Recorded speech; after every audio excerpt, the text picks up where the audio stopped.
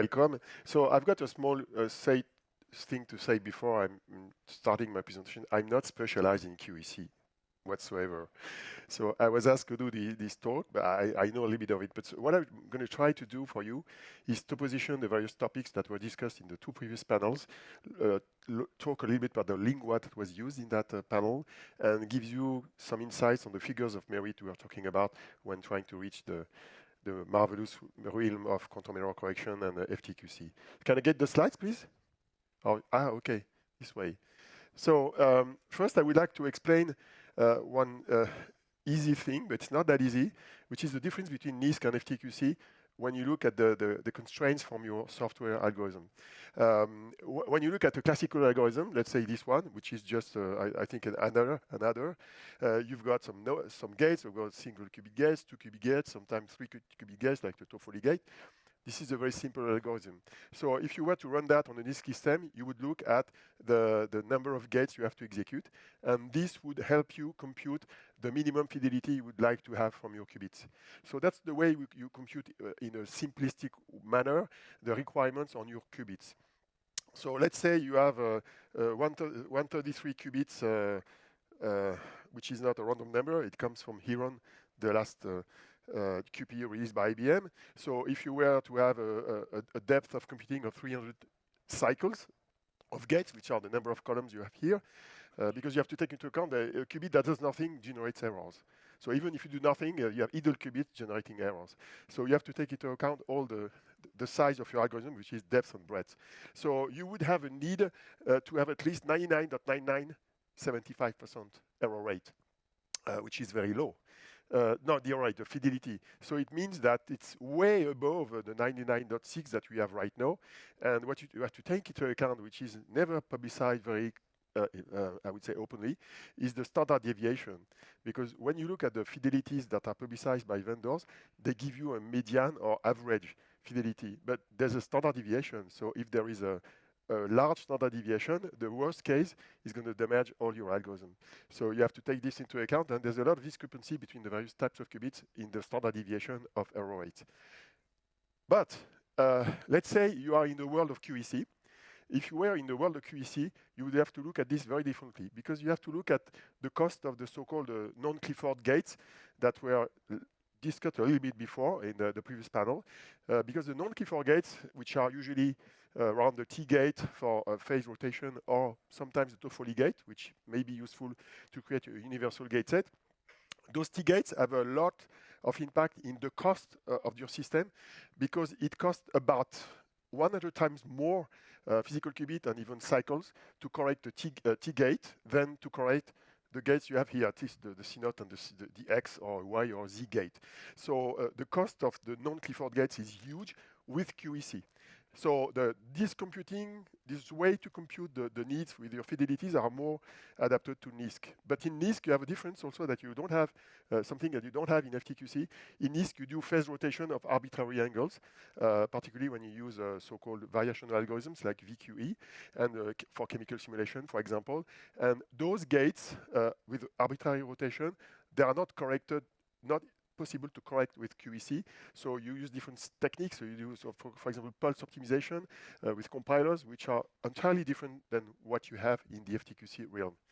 So now, where are we today?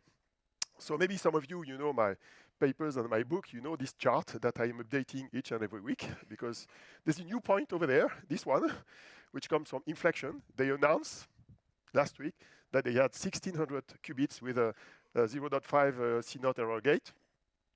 I'm not trusting that a lot, because those numbers are not linked to some archive paper. So I put this there. But whatever, all the zone that's in pink is useless. If you are frank about it. I mean, it's useless because you have too much noise. I mean, if you have a fidelity that's below 99.9%, in most of the cases, it's useless for a large algorithm. So you can use only small algorithms on these systems. And what you have to know is below 40 qubits, you can emulate that cheaply on a standard computer. Below 30 qubits, you can emulate that on your laptop, and it's going to be faster and cheaper. And the only zone that could be interesting is above 100 qubits here. But if you have too much noise, it doesn't work. So the only interesting zone for those vendors here would be this area over there. So probably between 100 and 150 qubits, where you could maybe benefit from quantum error mitigation, and but with better fidelities than what you have today with Heron. Heron is there, you should be here. And there maybe you can have some kind of zone, usefulness zone with NISQ, but it's still debated right now. So that's where we are today. Now, where is the noise coming from? The noise is coming from a lot of different sources. So the noise comes mostly a lot of things related to the way you control the qubit, particularly with solid-state qubits. So all the electronics, calibration, the signal, jitter, everything comes from quantum machines and Zurich instruments, Q-blocks, and so on, that may drive some noise, but not that much. It contributes to roughly 10 minus 5, 10 minus 6 error rate in those qubits. Then you have a lot of things, thermal noise that you control reducing the temperature. You've got a lot of things like back action. So everything you do to control your qubit, even the readout of the qubits can have back action on the qubit. So you have to minimize that. I won't detail everything. I think in the panel there was a mention of the effect of cosmic rays. So indeed, there was a paper from Google and Michel Devoret from Yale, published very recently, I think it was earlier this week or last week, which explains how you can modify the way you control the aluminum oxide on your superconducting qubit to limit the effect of cosmic rays, which are correlated noise sources. And interestingly, there's also very fancy noise sources like gravity and vacuum quantum fluctuations, but these are very low level sources of problems. But the problems are very different from qubit type to qubit type. For example, if you are using photons, the problem is you're losing the photons statistically, which is not the case with superconducting qubits. But superconducting qubits, you can lose them in a different way with leakage. So when you escape the 0 and 1 zone and you get to 2 or 3 in the anharmonic oscillator in your superconducting qubit. So there are a lot of sources. Interestingly, if you look at the way research is being done in most of the qubit types, it's very hard to figure out when you are, like me, an observer, to understand what are the relative weight of these different noise sources, and what are the interdependencies, of course. So some serious people are trying to create some kinds of budget. So what is the budget of error, and what is the budget of error correction stuff that you can do at the hardware level? So how can you improve that? There are many ways to improve that. One that is very important is, for example, improving manufacturing. So there are ways to improve deposition of all the materials. So some companies, like organizations like IMEC in Belgium, are trying to use epitaxial deposition for the way they manufacture superconducting qubit. It doesn't work very well yet, but still it's a way to improve that. Some people are trying to improve the quality of the electronic controls. Some people like IBM are trying to change the primary gates, because some gates, some 2-qubit gates like ECR or CZ have better fidelities than C0, for example. So they try to change the primary gates. It has some overhead, so sometimes it's very difficult to figure out what's the impact. So now, you all know that NISQ is dead, more or less. You heard about that maybe when John Preskill did his talk at this QCB in Santa Clara last December. So I met him, by the way, in March last year, so I had the discussion on that with him. So he's not saying it's dead, really. What he says, it's not sure it has any value for commercial usage, but in the end, he says, in a very cryptical way, he says that you will have to use FTQC if you want to get some interesting solution. I don't know why the image is hidden there. Okay, I'm going to move. Okay. I hope you're going to fix that. So, let's look at the language. So a physical qubit, you know what it is. A logical qubit is an assembly of physical qubits, whatever the qubit type. And the logical qubit is a mix of physical qubit and a quantum error correction code, which is software. So a logical qubit is a mix of software and hardware. What you got to understand, it's not necessarily physical in the main. You don't lay out your physical qubit in a certain way on your physical qubit to create a logical qubit. This is done by the compiler. Some people thought about I think about 10 years ago to create logical qubit in solid state physically, but you have to understand, and you will see with the numbers, that you can't do that because you need to adjust the size of your logical qubit based on your algorithm needs, and the needs are different. If you do combinatorial optimization and then you got to do some chemical simulation, you're going to have a different need. So the logical qubit size is going to be different. So you have to have a dynamic way to adjust the size of your logical qubit. But then on top of the logical qubit, you have to add fault tolerance. And fault tolerance is something that's more complicated than just quantum error correction. By the way, when you see quantum error correction code has to be able to correct not just a single qubit, it has to correct single qubit gates, and it has to correct also multiple qubit gates. And then if you want to be fault tolerant, you want to avoid that the errors are on one qubit are corrected, but it creates an error somewhere else. So you want to avoid dissemination of the errors. But you have also to implement a full universal gate set. So that's why we talk about those T gates and Toffoli gates. What you have to remember is, why do we need those T gates? Those T gates are the ones that enable you to create artificially with other gates any phase rotation of an arbitrary angle. And those rotations are necessary to implement two key algorithm bricks, which are the QFT, so the Fourier transform or the inverse Fourier transform, and the period finding.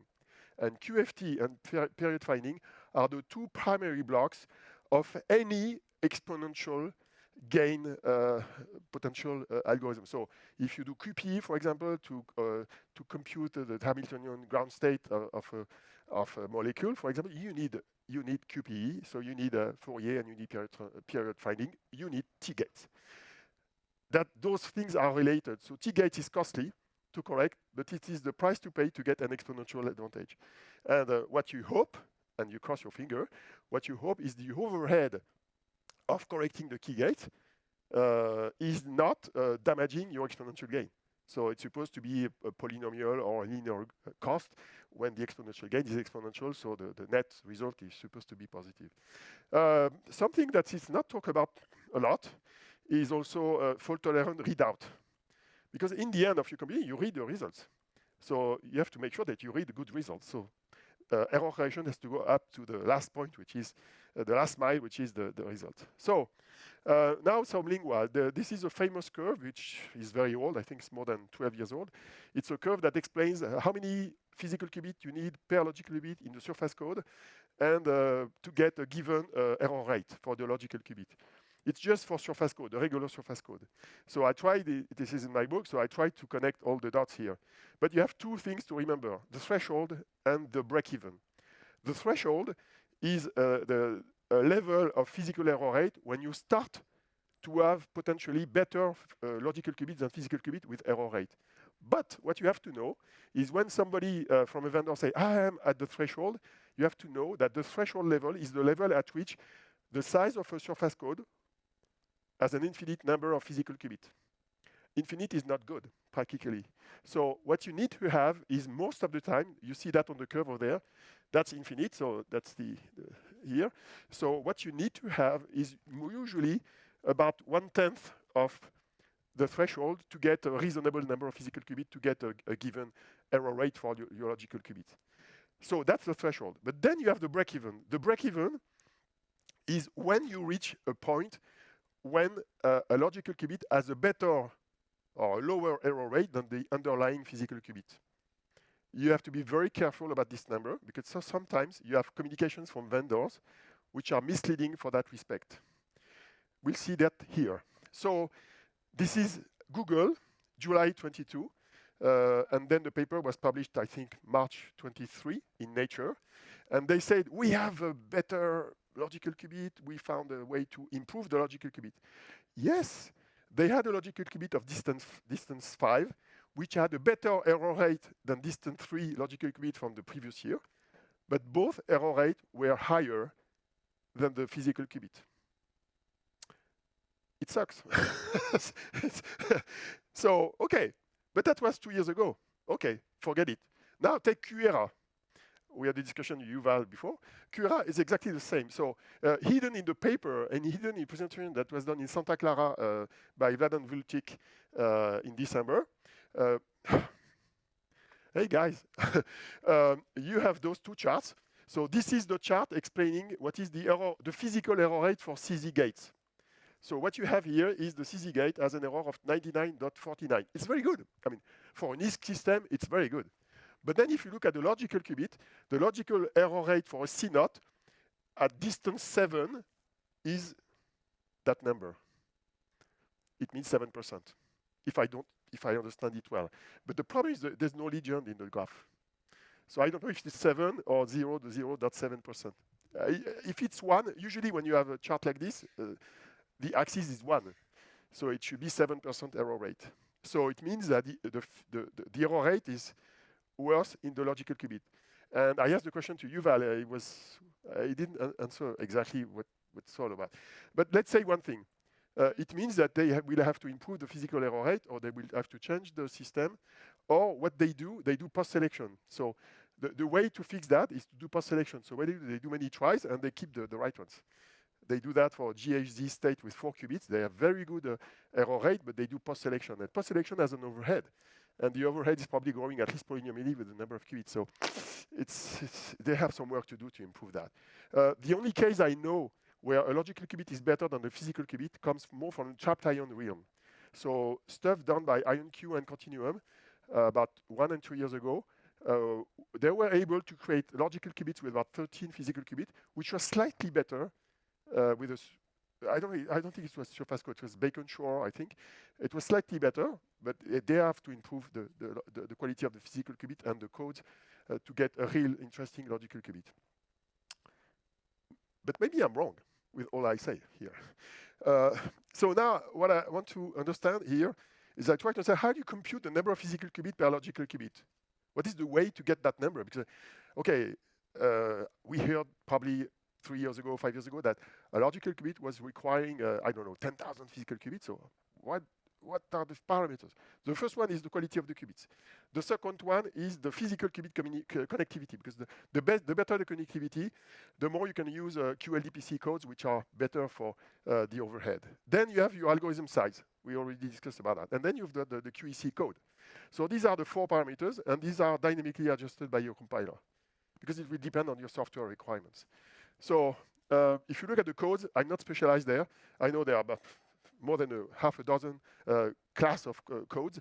There's a quantum error correction zoo that exists where you have more than 40, 50 different codes, and there's no topological codes there. There are many different codes. So some choice were made by the qubit design vendors that are different. So what are the recent advances? They were discussed earlier this afternoon. So bias noise, that's what's being done with bosonic qubits. So you have less noise on phase, less noise on flip rate, and you have more noise on phase, but the phase noise is increasing slower than what you fix in the flip noise. So that's what you have with cat qubits, but not just cat qubits, GKP, dual rays, and so on. Then the second is those famous QLDPC codes, which are implemented by various vendors, including IBM, which is planning to do that, Alice and Bob, QERA, Continuum, and so on. And then you've got also erasure conversions. So erasures are when you lose the qubit entirely. So for example, you lose a photon, or you lose an atom, or you've got some leakage with a superconducting qubit. That's easy to detect. This is an error that people who do quantum error correction, they like it because it's an easier one to detect. So some devices are kind of tuned to generate this kind of error because it's easier to detect. But then, which are the challenges ahead? The challenges are detecting the syndrome at the right speed. So it has to be faster than the cycle of your code, because if it's slowing down the system, it will slow your code. The second is uncorrelated error. We talked about it recently. If you scale the number of physical qubits, even with cat qubits, you will have thousands of physical qubits. You need to assemble all the electronics, readouts, microwave generation. Some is room temperature, some is at cold temperature. It has to scale. It has to consume not too much energy. Then another one is long distance coupling. So it's interesting to do long distance coupling, whether you use superconducting qubit or even atoms that you move around. But you have to make sure that you don't lose them. So you have to make sure that the overhead cost of moving the atoms around or having long range microwave coupling connections is not damaging your system. And then in the end, you have a big technology challenge, I would say, even scientific challenge, is how you will interconnect those QPUs particularly with photonic links, like the stuff we saw from QFox this morning in the maintenance session. So this is highly challenging because you don't just need to send a qubit to another location. You need to create an entanglement between two qubits, and you need to be able to put in place a kind of CNOT gate between two qubits from different QPUs, and that is highly challenging because you need to have a fidelity rate for those CNOTs across different QPUs, and this is highly challenging. So now, where are we today? So we are here, this same chart with different scale, up to 100 million physical qubits, and we want to be here. That's where we want to be. With cat qubits, maybe the requirement will be lower. So let's say with IBM, they say that 100,000 qubits, physical qubits, they will create, I don't know, a couple hundred logical qubits. And the same level of logical qubit could be potentially generated with much fewer, about 1.5 order of scale, lower number of physical qubits with cat qubits, for example. So that's interesting from the scale perspective. So now let's look at the needs to end this discussion. The needs are very different from algorithm to algorithms. What are the needs? These scales come from the DOE. It's an old paper from 2019. So I added some legend here. So this is the NISQ area. When you start to reach -4, -5, you're in the FTQC realm. So what we have today is we are about here, right now. With the early logical qubits we are just slightly here. And you are supposedly able to run a VQE, QAOA, and QML software with those systems, but so far it doesn't scale well. And when you start to get there, you need logical qubits. But the needs are very different from case to case. So for example, if you want to do a very efficient chemical simulation for a molecule with about just over 10 atoms, you will have hundreds of orbitals, spin orbitals, like Jean-Philippe Picmal explained this morning, and you will be over there. So 10⁻12 to 10⁻15 error rate for your qubits. So it's huge. And you know what's going to happen there? Nobody talks about it. When you're going to be there, Shor, including Shor, you have to look at the time scales of your computing. I'm working on that. So the time scale is going to be huge, because if you have this number of gates, even though it's with a couple thousand logical qubits, it's going to be very costly. So you have to look at this as well. The computing time is going to be interesting. And it creates interesting issues. For example, when this will work, and if you have to run your algorithm for a chemical simulation for 1 month, you will have to make sure that a couple QPUs on the cloud interconnected with some telecom will be able to run for a couple months securely, and it will be entirely for you. So it's not going to be a shared QPU with somebody else. The QPUs are going to be just for you as a customer. So the cloud vendors will have an interesting time to design the architectures to enable all of that. So let's say you want to simulate, just compute the energy ground state of the famous FEMOCO complex, 31 atoms, just to understand more or less how the nitrogen fixation works in nitrogenase. Okay, 4 million physical qubits. And about 2,000 logical qubits. So that's the need. Same if you want to simulate a battery. So Google made a simulation a year ago, I think. Yes, last year, February. So they computed that to do just a simulation of lithium, nickel, oxygen batteries, they will need up to 6 giga physical qubits. Why not? And by the way, if you look at the time scale, it's here. So it's in thousands of years in some places in the table. So it gives you some indication of the challenges just to simulate a simple molecule. So so you see that if you look at the challenges of QEC, it's huge in all dimensions, and timing, error correction, physical qubit error rates, and so on. So that's where I am. Thank you very much.